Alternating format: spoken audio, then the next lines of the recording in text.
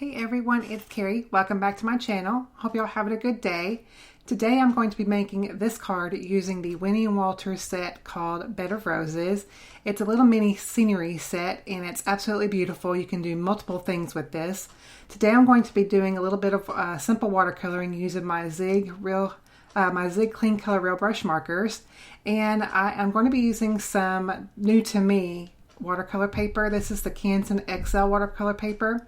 In the past, anytime that I have used my Zig Clean Color Real Brush markers, I have used the Bristol Smooth.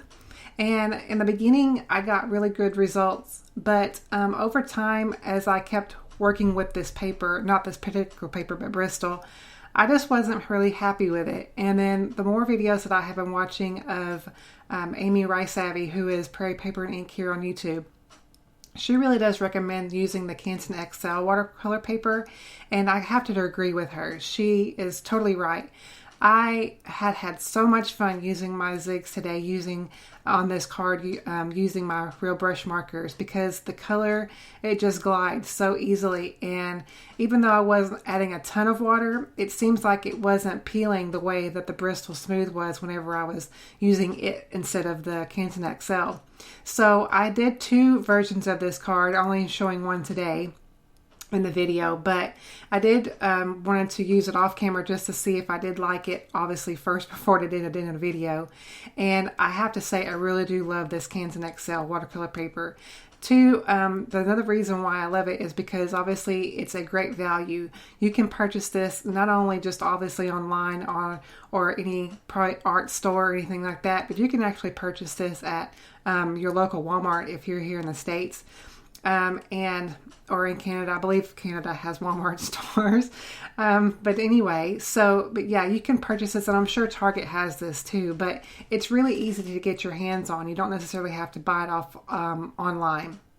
So that's another reason why I like it, because it comes in a huge sheet or huge pad, and you can get multiple uses out of it. So I'm going to go ahead and start my watercoloring here. I did go ahead and heat emboss my image, and so I just heat embossed this onto some of my Canson XL paper, and then I heat embossed that using white embossing powder.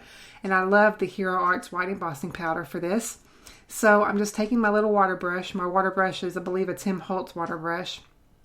And so I'm just kind of laying down the color and moving it out with my water brush. No rhyme or reason. As I move on to each rose, you will see I am just laying down color. I'm not really thinking about it. I am just laying down where I think I want the darker areas to be as far as shading, and then I'm just moving the color out to where it fades out.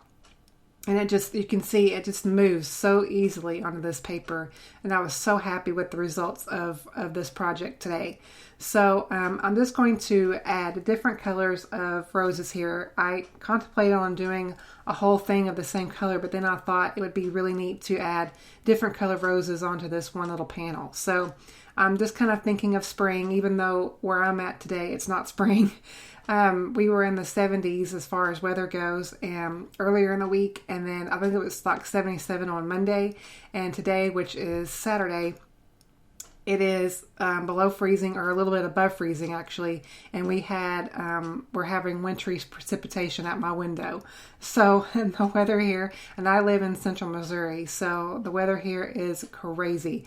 So no wonder people are sick around my area lately. So obviously I'm just staying inside and creating this card for you guys today, and hopefully it's inspiring you just to get crafty with your craft supplies. So I really do love using these Zigs again, because like I said, I wasn't really happy with the results using the Bristol Smooth.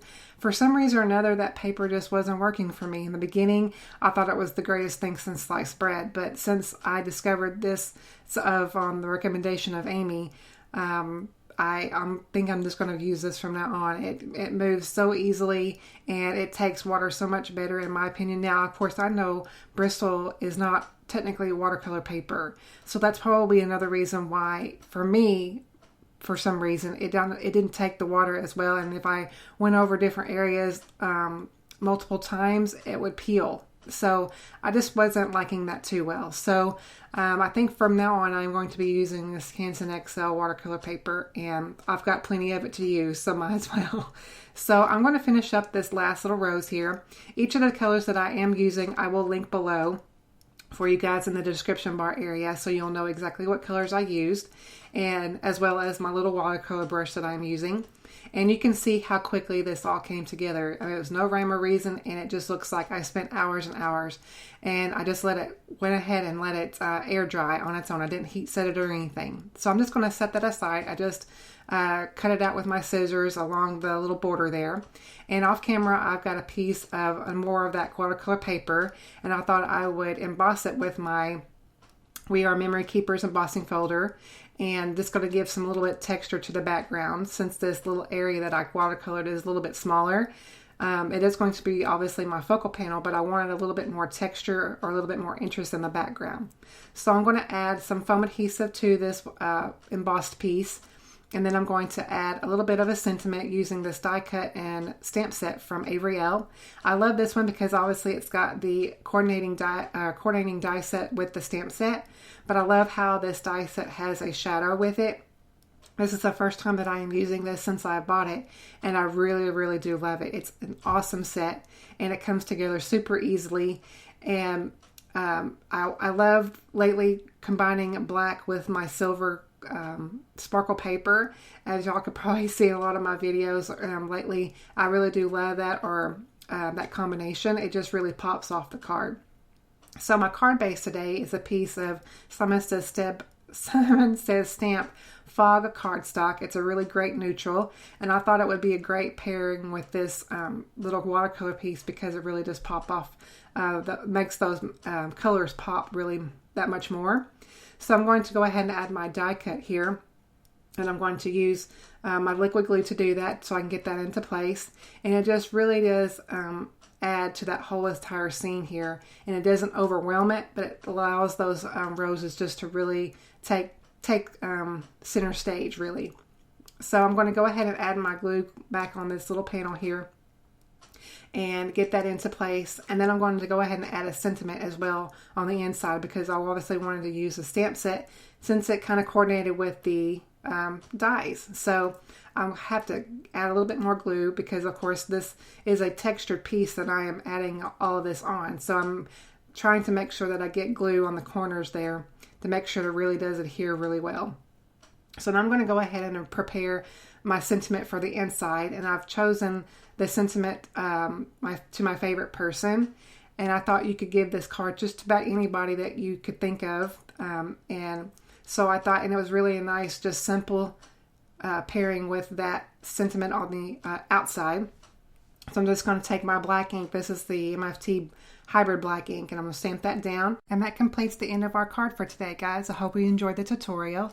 Please subscribe to my channel if you haven't already, and I will catch you on my next video. Thanks for watching. Bye-bye.